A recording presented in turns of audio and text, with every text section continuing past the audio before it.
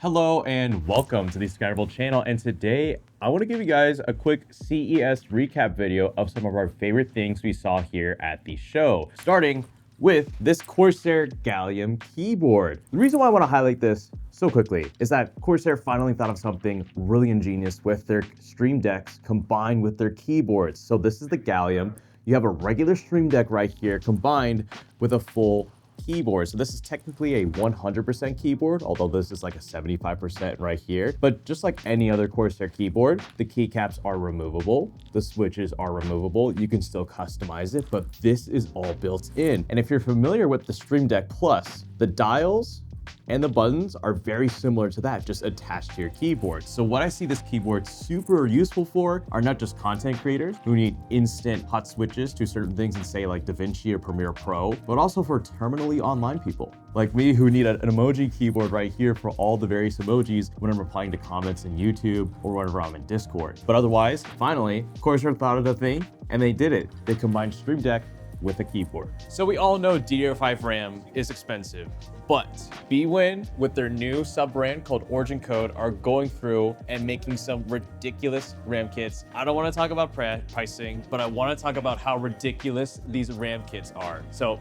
these are hand-binned, hand-picked DDR5 RAM kits that achieve some ridiculous speeds like those of 6,000 megahertz with a cast latency of 26 or 6,200 megahertz with a cast latency of 26 as well. And these come in various capacities from say 32, 48, 96, so on and so forth. But the fact, and I gotta commemorate them for this, the fact that they're pushing through with this despite the ongoing memory supply issues is such a big win. So sure, if you wanted to absolutely ball out and get probably the absolute fastest, best binned, highest quality memory on the market, Origin Code is a new brand you're gonna wanna look out for.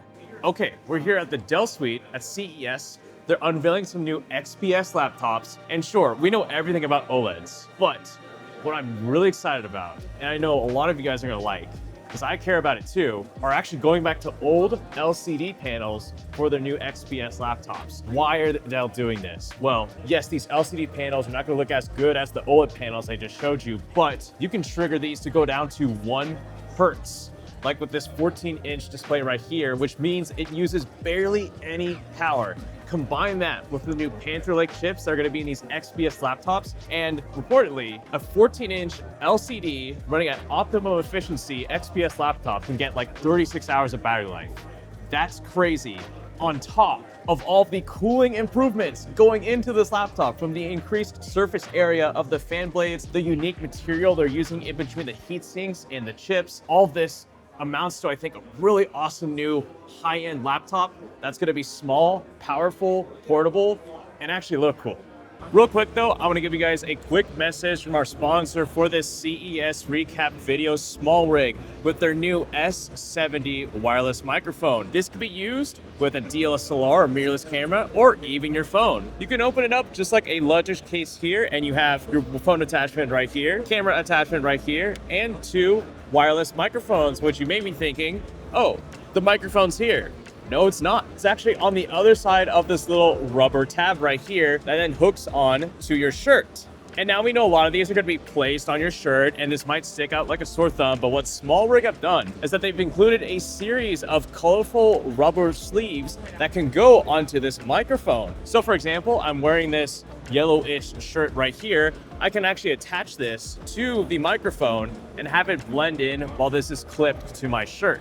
But that's some of the use cases for it. But as far as the performance goes, this can record 24-bit audio, and even comes with dedicated modes, not just for mono and stereo, but my favorite, MS, which actually records a stereo track that is lowered a little bit in terms of decibels to prevent any possible clipping. So if you ever needed to get super loud with this wireless lavalier microphone kit, it's not going to clip your highs, which is pretty nice. Otherwise, this comes with 3 separate noise reduction modes and this dial right here that actually provides tactile feedback for 5 different levels of gain for your microphone. Whether you're in a quiet environment or a really loud concert venue, the SmallRig S70 Wireless Microphone Kit is great for anything from the professional to amateur content creators. So once again, thank you SmallRig for sponsoring this CES recap video, and back to the good stuff.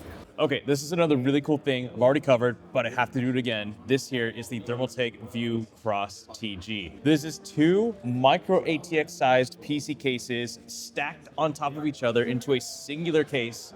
So it's two PCs in one case. And I like this because this could be a gaming and a streaming PC in a singular case. You could literally replace this graphics card here with like an Elgato 4K Pro, feed the signal from your gaming PC into your streaming PC, and then out into your monitor.